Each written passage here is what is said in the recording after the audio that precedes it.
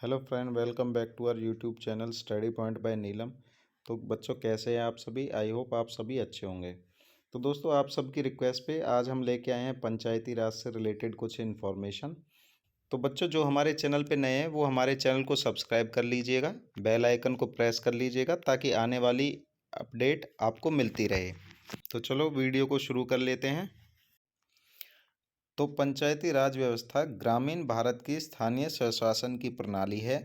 जिस तरह से नगरपालिकाओं तथा उपनगरपालिकाओं के द्वारा शहरी क्षेत्रों का स्वशासन चलता है, उसी प्रकार पंचायती राज संस्थाओं के माध्यम से ग्रामीण क्षेत्रों का स्वशासन चलता है।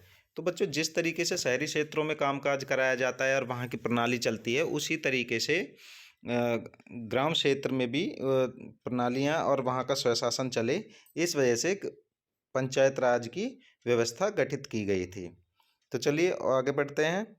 पंचायती राज व्यवस्था एक ऐसी व्यवस्था है जिसके अंतर्गत शक्ति का विकेंद्रीकरण किया जाता है तथा सत्ता तथा प्रशासनिक शक्तियों को विभिन्न क्षेत्रों में विभाजित किया जाता है।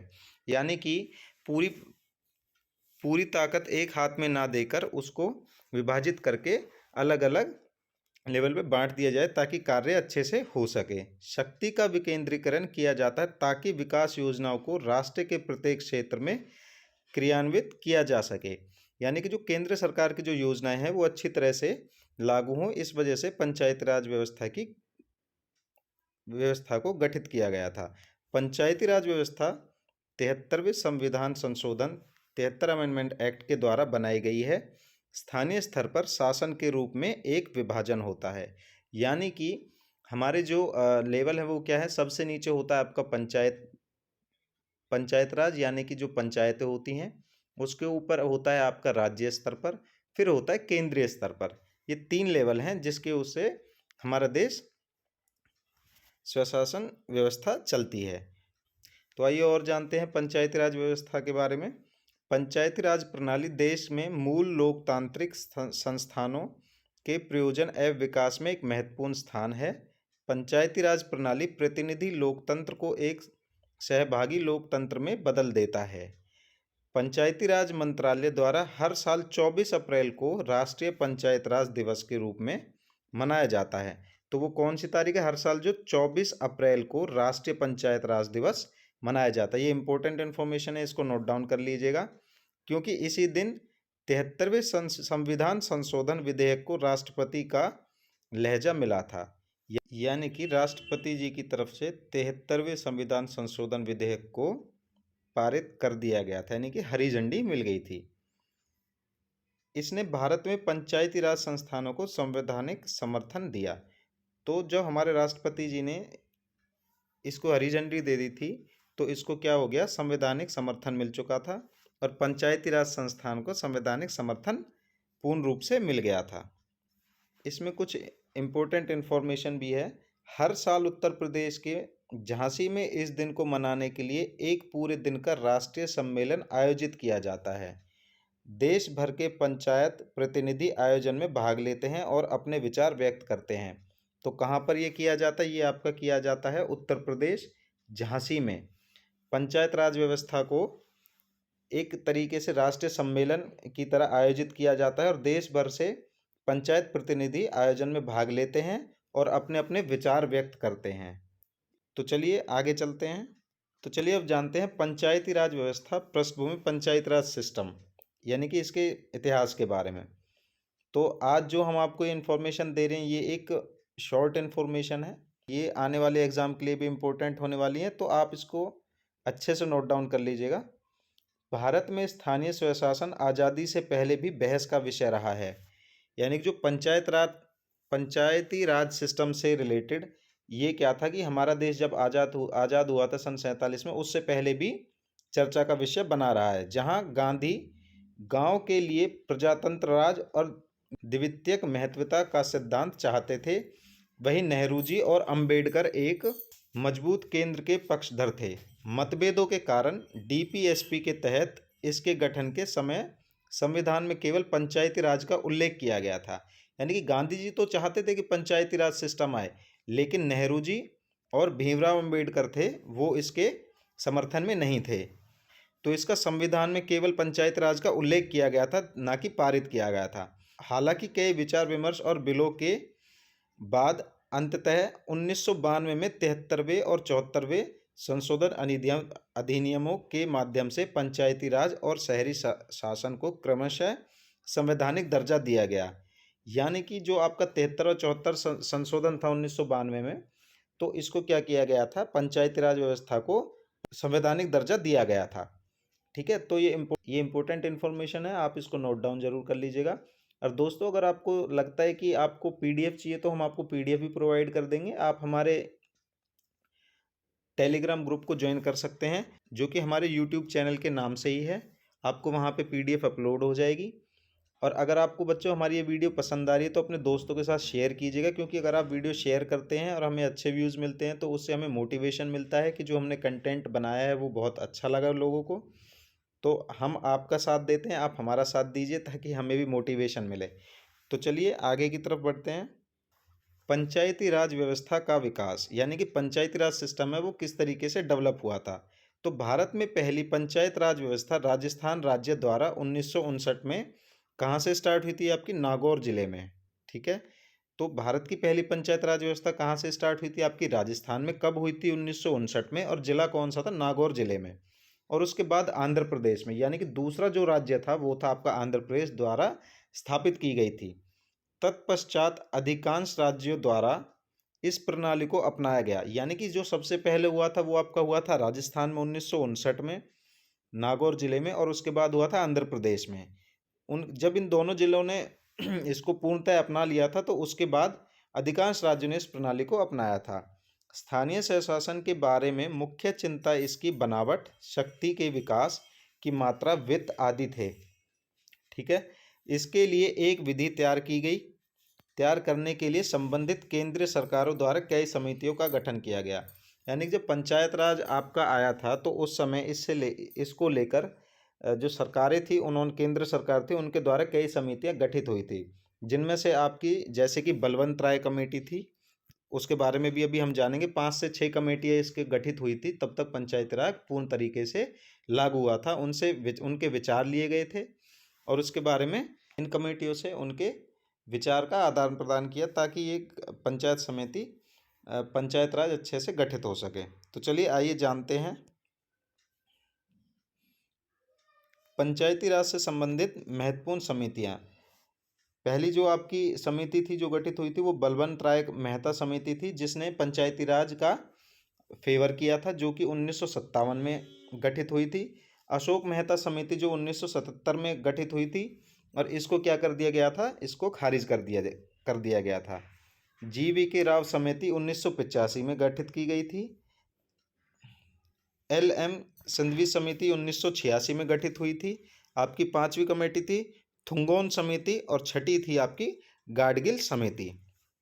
तो कई समितियों के बाद राजीव गांधी सरकार ने 64वां संवैधानिक संशोधन बिल पेश किया, लेकिन इसे राज्यसभा में इस आधार पर अस्वीकार किया गया कि उसने संघीय व्यवस्था में केंद्रीयकरण को मजबूत करने की मांग की थी। हालांकि नरसिम्हा राव सरकार ने सभी विवादास्पद पहलुओं को हटाने के लिए विधेयक को संशोधित किया और विधेयक पेश किया। यानी कि जो नरसिम्हा राव सरकार थी उसने क्या करा, इन पहलुओं पर ध्यान दिया और एक विधेयक बना के संशोधित कराने के लिए विधेयक पेश किया। इसलिए 73वें और 74वें संशोधन अधिनियम दोनों को संवैधानिक दर्जा देने के लिए पारित किया गया था। तो इसमें किसने कराया था, हमारे नरसिम्हा राव सरकार ने। ये भी एक इम्पोर्टेंट क्वेश्चन बनाता है, ये जो पॉइंट है इससे भी एक इम्पोर्टेंट क्वेश्चन बनता है, तो ये भी आप नोट डाउन कर लीजिएगा कि किसके विधेयक पेश करने के बाद ये आपकी पंचायत राज अधिनियम पारित हुआ था। ये था आपका नरसिम्हा राव सरकार। तो चलिए जानते हैं 73वां संशोधन अधिनियम 1992 एक्ट है क्या। 73वां संशोधन अधिनियम 1992 में पारित किया गया था और 24 अप्रैल 1993, कब, 24 अप्रैल 1993 को लागू हुआ था। यानी कि जो ये विधेयक था ये पारित हुआ अधिनियम आपका 1992 में, और लागू कब किया गया था, 24 अप्रैल 1993 में। इस अधिनियम के अनुसार राज्य सरकारों आवश्यक कदम उठा सकती हैं जिससे ग्राम पंचायतों का औपचारिकरण हो सके। यानी कि ये जो आपका नियम लागू हुआ था, इससे राज्य सरकारों को क्या पावर मिली कि वो क्या कर सकते हैं, ग्राम पंचायतों को औपचारिकरण हो सके और सरकार पंचायतों के पर एक ठोस कदम उठा सके, उन्हें स्वशासन की इकाइयों के रूप में कार्य करने में मदद मिल सके। तो ये कब हुआ था आपका, जब आपका 73वां संशोधन अधिनियम पारित हो गया था। वो कब पारित हुआ था, पूर्णतः लागू कब हुआ था, 1993 में 24 अप्रैल को। तो चलिए 73वें संशोधन अधिनियम से रिलेटेड कुछ इंपॉर्टेंट इन्फॉर्मेशन भी जान लेते हैं। 73वां संशोधन अधिनियम की मुख्य विशेषताएं हैं। इस अधिनियम ने भाग 9 को भारत के संविधान में पंचायतों के नाम से जोड़ा। यानी कि जो भाग 9 था उसको किस नाम से जोड़ दिया गया, पंचायतों के नाम से जोड़ दिया गया। इसमें अनुच्छेद 243 से 243 ओ तक के प्रावधान है। एक नई अनुसूची के अलावा 11वीं अनुसूची को जोड़ा गया। तो कौन सी अनुसूची जोड़ी थी एक नई अनुसूची में, आपकी 11वीं अनुसूची को जोड़ा गया, जो 243 जी के साथ संबंधित है। कौन सी, 243 जी के साथ संबंधित है। इसमें पंचायतों के 29 कार्यात्मक विषय हैं। तो ये भी इंपॉर्टेंट इन्फॉर्मेशन है, कितने विषय हैं कार्यात्मक, ये हैं आपके 29 विषय जो कि आपके पंचायतों से रिलेटेड हैं। अधिनियम ने एक डीपीएसपी संविधान के अनुच्छेद 40 को व्यवहारिक रूप दे दिया गया। अधिनियम डीपीएसपी के अनुसार संविधान के अनुच्छेद 40 को व्यवहारिक रूप दे दिया गया। इस अधिनियम में राज्यों द्वारा अपनाए जाने वाले कुछ अनिवार्य और कुछ स्वैच्छिक प्रावधान शामिल हैं। तो ग्राम सभा पंचायत राज व्यवस्था की नींव के रूप में कार्य करती है। तो जो ग्राम पंचायत वो किस चीज़ में कार्य करती हैं, आपके राज्य व्यवस्था की नींव के रूप में। यानी कि सबसे जो सबसे लोअर डिवीजन वो कौन सी, आपकी ग्राम पंचायत, जहाँ से राज्य सरकार को अपने कार्यों के बारे में पता चलता है। निकाय में सभी व्यक्ति शामिल होते हैं जो संबंधित गांव के निर्वाचक मंडल के रूप में पंजीकृत हैं। यानी कि पंचायत समिति में कौन लोग शामिल होते हैं, गांव के सभी लोग वहां के शामिल होते हैं जो कि पंजीकृत होते हैं। यह पूरे देश में एक रूपता लाने के लिए एक त्रिस्तरीय संरचना है। यानी कि पूरे देश में बराबरी का अधिकार देने के लिए क्या है, त्रिस्तरीय संरचना है, जहाँ पे कि आपकी कौन कौन से स्तर होते हैं। सबसे पहला स्तर होता है आपका गांव का स्तर, फिर मध्यवर्ती स्तर और जिला स्तर। इसके बारे में भी हम आपको अच्छे से बताएंगे, को अनिवार्य करता है। लेकिन 2 मिलियन से कम आबादी वाले राज्य को मध्यवर्ती स्तर पर गठन से छूट दी गई है। तो कितने मिलियन, 2 मिलियन से कम आबादी वाले राज्यों को मध्यवर्ती स्तर पर गठन से छूट दी गई है। तो चलिए आगे चलते हैं। अधिनियम यह प्रावधान करता है कि तीनों स्तरों पर सभी सदस्य सीधे लोगों द्वारा चुने जाएंगे। यानी कि जो आपके पंच हैं, जिसको हम सरपंच बोलते हैं, ठीक है, पंच हैं, सरपंच हैं, आपके नगर परिषद पे भी होते हैं, जिला स्तर पे भी होते हैं, राज्य स्तर पे होते हैं। तो वो किस तरीके से चुने जाएंगे, वो जनता के द्वारा चुने जाएंगे, ना कि अपने आप या कोई कमेटी वहाँ पे उनको गठित करेगी। तो ये सीधे लोगों द्वारा ही चुने जाएंगे। ऊपरी 2 स्तर पर अध्यक्ष का चुनाव परोक्ष रूप से किया जाएगा और पंचायतों के संबंध में प्रावधान रखना राज्य विधानमंडल पर स्वैच्छिक अधिकार है। ठीक है, आइए आगे चलते हैं। प्रत्येक पंचायत में एससी और एसटी के लिए आबादी के अनुपात में पद आरक्षित है। यानी कि जो आपके एससी और एसटी कास्ट से रिलेटेड जो लोग हैं उनके लिए एक विशेष वर्ग के लिए पद आरक्षित किए गए हैं, जो कि उन्हें दिया जाएगा। यानी कि एससी एसटी के ही लोग उसमें इलेक्शन लड़ सकते हैं, ना कि जर्नल के। तो एक आरक्षित वर्ग वहाँ पे घोषित कर दिया गया। यह तीनों स्तरों पर अध्यक्ष के कार्यालयों के आरक्षण के संबंध में स्वैच्छिक प्रावधान करने के लिए राज्य पर निर्भर करता है। ठीक है, इसके अलावा अध्यक्ष पद के लिए और कार्यालय का 1/3 हिस्से से अधिक महिलाओं के लिए आरक्षित होगा। तो गवर्नमेंट ने क्या कहे कि महिलाओं के लिए भी आरक्षण दिया जाएगा, और वो कितना होगा, आपका 1/3 हिस्सा ये महिलाओं के लिए आरक्षित किया गया है। तो बच्चों, अगर आपको हमारी इन्फॉर्मेशन अच्छी लग रही हो तो हमें कमेंट करके ज़रूर बताएं। और जो हमारे चैनल पे नए हैं वो हमारे चैनल को सब्सक्राइब कीजिएगा, बेल आइकन को प्रेस कीजिएगा ताकि आने वाली वीडियो की नोटिफिकेशन आपको मिलती रहे। तो चलिए आगे चलते हैं।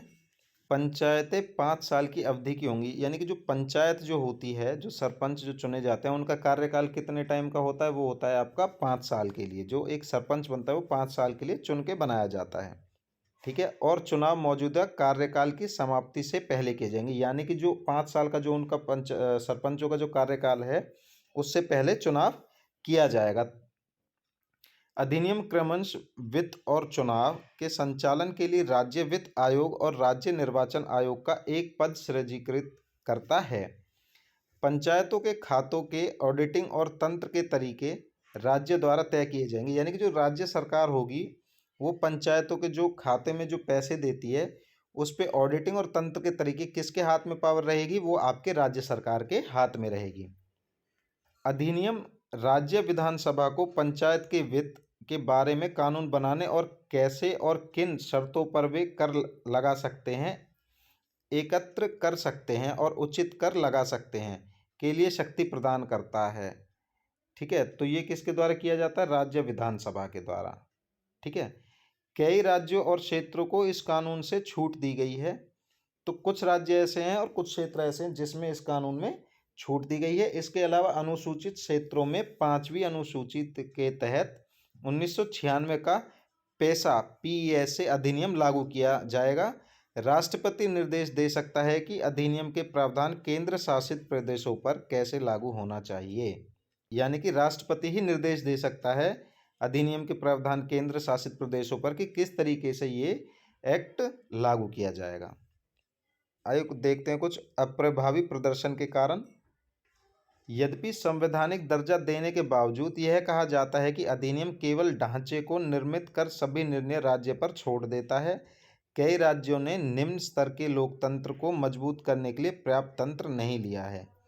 यानी कि संवैधानिक दर्जा देने के बावजूद ये केंद्र सरकार से किसके पास जाता है, ये जाता है राज्य सरकार के पास। और राज्य सरकार किसको देती है, ये देती है अपनी पंचायत समितियों को, यानी कि पंचायतों को देती है ताकि वे स्वशासन पूरी तरीके से कर सकें। लेकिन कई राज्यों में निम्न स्तर पर लोकतंत्र को मजबूत करने के लिए पर्याप्त तंत्र नहीं किए जाते, जो कि ये इसकी खामी है। 3F फंड, फंक्शन और फंक्शनरीज के हस्तांतरण में कमी हुई है। इसके लिए वे जिम्मेदारियों का निर्वाह करने में असमर्थ हैं। यानी कि जो फंड है, 3F फंड है, फंक्शनिंग है, फंक्शंस है, तो इससे क्या होता है कि जो गवर्नमेंट जो फंड देती है वो उसका क्या हुआ है, कमी हुआ है हस्तांतरण। इससे क्या हुआ है कि जो पंच सरपंच हैं उनको कार्य करने में असमर्थ हैं और वहाँ पे वो कमी हुई है। यह आवश्यक है कि उनके पास काम करने के लिए पर्याप्त धन होना चाहिए। हालांकि न तो उनके पास शुल्क लगाने की शक्ति है और न ही वित्तीय राज्य या केंद्र से व्यवस्थापित है। पंचायत राज में क्या कमी है कि जो हमारे सरपंच होते हैं उनके पास ना तो किसी चीज़ पर कर लगाने की अनुमति है ताकि उनका एक रेवेन्यू जनरेट हो सके, उन्हें इनकम मिल सके। और ये ना केंद्र सरकार से ले सकते हैं डायरेक्ट। तो इनको क्या है, इनको निर्भर किस पे रहना पड़ता है, राज्य सरकारों के ऊपर। अगर राज्य सरकार इन्हें पैसा मुहैया कराएगी तो ये अपने एरिया में काम करा सकते हैं, वरना ये खाली बैठे रहते हैं। यानी इनके पास काम कराने की पावर तो है लेकिन ये करा नहीं सकते क्योंकि इनके पास पर्याप्त मात्रा में पैसा नहीं होता। और यह भी देखा गया है कि अक्षेशन तंत्र बहुत कमज़ोर है और पंचायतों में नेताओं के बीच भारी भ्रष्टाचार है। यानी कि जो ग्राम सरपंच होते हैं उनके बीच भी क्या है, नेता हैं, और जो नेता हैं वो किस तरीके के हैं, वो भारी भ्रष्टाचार से लिप्त हैं। ग्राम सभा की कोई नियमित बैठक नहीं होती और कई बार आरक्षित क्षेत्रों की पंचायतों में भी उच्च जातियों का वर्चस्व कायम होता है। यानी कि ग्राम पंचायतों में क्या है कि एक तो नियमित तौर पर कोई बैठक नहीं होती जिससे कि गांव वासियों के विचार विमर्श उनसे लिए जाएं या उनकी बातें सुनी जाएं या वहाँ पे कोई ठोस कदम उठाया जा सके। और कई बार ऐसा होता है कि SC ST के लोग पंच सरपंच होते हैं परंतु उन पे वहाँ पर भी किसका वर्चस्व होता है, उच्च जातियों का वर्चस्व होता है, उनकी कोई सुनता नहीं है। वो बेचारे तो सिर्फ एक तरीके से नाम के सरपंच होते हैं लेकिन कार्य कौन करते हैं, जो ऊंची जाति के लोग होते हैं। देश में नौकरशाही को अपार शक्ति मिली है और आगे भी कई बार ग्राम पंचायतों को उनके अधीनस्थों के रूप में रखा गया है। यानी कि देश में नौकरशाही, जो अफसरशाही है, उनको बहुत ज़्यादा ताकत दी गई है। यहाँ तक कि अहंकारी प्रकृति और रंगभेद के कारण नौकरशाहों द्वारा नेताओं को बहुत कम सम्मान प्रदान किया जाता है। ठीक है, ये तो हमारे देश में काफ़ी हद तक होता है, लेकिन अभी फ़िलहाल कम होता जा रहा है। तो चलिए आगे और जानते हैं। कई बार धन कुछ योजनाओं या नीतियों से बंधा होता है और पंचायतों को केवल एक कार्यकारी निकाय बना दिया जाता है। तो कई बार क्या होता है कि जो पैसा मिलता है वो राज्य सरकार की तरफ से किसी एक नीति को लेकर पैसा मिलता है, तो उस कार्य को लेकर वो बांध दिए जाते हैं कि सिर्फ यही काम आपको अपने गांव में कराना है। इसके अलावा वो उस पैसे को किसी दूसरे काम पर नहीं खर्च कर सकते। वे समस्याओं की जड़ों को जानने के बावजूद स्वनिधि खर्च करने का निर्णय नहीं ले सकते। यानी कि गवर्नमेंट ने, जैसे राज्य सरकार ने 10 लाख रुपए दिए कि भाई आपको सिर्फ ये नालियों के काम पे खर्च करना है, और वहाँ से अगर उनका 3 लाख रुपए खर्च हुआ और 7 लाख बच जाता है, तो उसको किसी दूसरे कार्य पर खर्च नहीं कर सकते, सिर्फ नालियों पर ही कर सकते हैं। राज्य अधिनियम ग्राम सभा की शक्तियाँ नहीं रखते। यानी राज्य अधिनियम है जो, वो ग्राम सभा की शक्तियाँ नहीं रखते हैं। यहाँ तक कि उनके कामकाज की प्रक्रिया भी नहीं बताई गई है। ये नीति और योजनाओं का मूल्यांकन और अंकेक्षण करने और सरकार के 3 स्तरों पर उनके निष्पादन के लिए एक शक्तिशाली निकाय हो सकती है। और जो इंफ्रास्ट्रक्चर बहुत खराब स्थिति में है, उनके पास कार्यालय, कंप्यूटर और इंटरनेट कनेक्शन की कमी है। यानी कि जो पंचायती राज है, जो पंचायत है, ग्राम पंचायत होती हैं, उनका जो इंफ्रास्ट्रक्चर है राज्य सरकार के मुकाबले या केंद्र सरकार के मुकाबले वो बहुत ख़राब हालत में है। उनके पास कोई कार्यालय नहीं होता, कोई कंप्यूटर फैसिलिटी नहीं होती, इंटरनेट कनेक्शन भी नहीं है, और लाइट की भी सुविधा पूरी तरीके से अभी हर जगह पे नहीं है। तो ये क्या है, वहाँ की खामियां हैं। नियोजन, निगरानी आदि के लिए डेटाबेस कई मामलों में अनुपस्थित है। यानी कि वहाँ पे अगर पंचायत राज कमेटियों की अगर निगरानी करनी हो तो वहाँ पे भी डेटाबेस के मामले हैं जो अनुपस्थित ही मिलेंगे, पूरी तरीके से नहीं मिलेंगे। इसके अलावा पंचायतों में इष्टतम मानव संसाधनों की कमी है। यानी कि पंचायत में एक सरपंच हो गया और कहीं पे 4 से 5 मेंबर है, कहीं पे 7 मेंबर है, लोगों की भी कमी होती है। तो कई प्रतिनिधि अर्ध साक्षर या निरक्षर हैं और उन्हें डिजिटल ज्ञान नहीं है।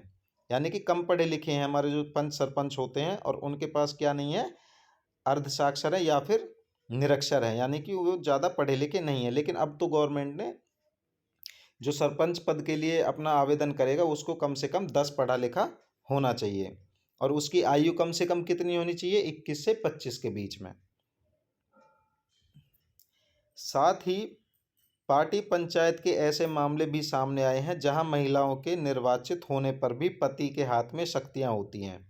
तो ये तो आप और हम सभी जानते हैं कि लेडीज़ का तो सिर्फ नामांकन किया जाता है, वो अपना फॉर्म भरती हैं, और अगर लेडीज़ महिला जीत जाती है तो पत्नियों का नाम सिर्फ पंच प्रधान में चलेगा कि हाँ वो सरपंच है, लेकिन कार्य कौन करेगा, उनके पति द्वारा कार्य किया जाता है, और शक्तियाँ किसके हाथ में होती हैं, पति के हाथ में होती हैं। तो चलिए आगे चलते हैं।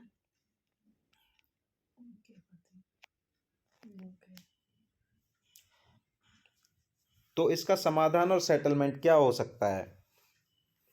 तो राज्य द्वारा पंचायतों को धन समर्पित करने के लिए उचित तंत्र तैयार किया जाना चाहिए। उन्हें अपना राजस्व उत्पन्न करने के लिए शक्ति प्रदान की जानी चाहिए। यह जीएसटी में तीसरे स्तर को शामिल करके या भूमि या स्थानीय गतिविधियों पर कर हो सकता है। राज्य वित्त आयोग को सशक्त किया जाना चाहिए और इसे सरकारों को इस बारे में जवाबदेह बनाना चाहिए। यानी कि राज्य सरकारों द्वारा पंचायतों को ये ताकत देनी चाहिए और एक प्रॉपर तरीके से एक तंत्र गठित किया जाना चाहिए, ताकि वो उन्हें ये शक्ति प्रदान भी की जानी चाहिए, ताकि वो एक तरीके से कर लगा के एक रेवेन्यू जनरेट कर सके, ताकि वो अपने एरिया में काम करा सके या अपने गांव में कार्य करा सकें। पंचायतों के लिए उचित समान संवर्ग बनाया जाना चाहिए। उन्हें उनकी शक्तियों, भूमिकाओं और जिम्मेदारियों के बारे में सिखाते हुए प्रतिनिधियों के लिए शिक्षा कार्यक्रम आयोजित किए जाने चाहिए। यानी कि जो हमारे कम पढ़े लिखे सरपंच हैं या पंच हैं, उनको क्या साक्षरता देनी चाहिए और उन्हें मतलब सभी गतिविधियों के बारे में अवगत कराना चाहिए और टाइम टाइम पर उनको सरकार की गतिविधियों और सरकार की नीतियों के बारे में भी बताना चाहिए। पंचायतों की शक्तियों का उचित सीमांकन किया जाना चाहिए। ग्राम सभा को सशक्त किया जाना चाहिए और नियमित बैठकें आयोजित होनी चाहिए। तो यानी कि पंचायतों में जो ग्राम सभा है उसको नियमित तौर पर बैठकें आयोजित होनी चाहिए। यह एक वीडियो रिकॉर्डिंग कैमरे के तहत होनी चाहिए। सामाजिक अंकेक्षण तंत्र विकसित किया जाना चाहिए। यानी कि जो ये सभाएं होती हैं ये किसके सामने होनी चाहिए? एक वीडियो रिकॉर्डिंग के सामने होनी चाहिए, ताकि बैठक का पता लग सके कि हाँ, नियमित रूप से वहाँ पे बैठक आयोजन हो रही है और लोगों से उनके विचार लिए जा रहे हैं। कार्यालय भवन और बुनियादी ढांचा निर्माण को मनरेगा से जोड़ा जाना चाहिए। तो किससे कार्यालय भवन को, किससे बुनियादी ढांचे किससे जोड़ा जाना चाहिए? मनरेगा से जोड़ा जाना चाहिए, ताकि रोजगारों का भी निर्माण हो सके। तो बच्चों, आपको हमारी ये वीडियो कैसी लगी आप हमें कमेंट करके ज़रूर बताइएगा। अगर आप हमारे चैनल पर नए हैं तो हमारे चैनल को सब्सक्राइब कीजिएगा, बेल आइकन को प्रेस कीजिएगा, ताकि आने वाली वीडियो की अपडेट आपको मिलती रहे। तो आप सभी से रिक्वेस्ट है, अपने दोस्तों के साथ इस वीडियो को ज़्यादा से ज़्यादा शेयर कीजिएगा। Thank you.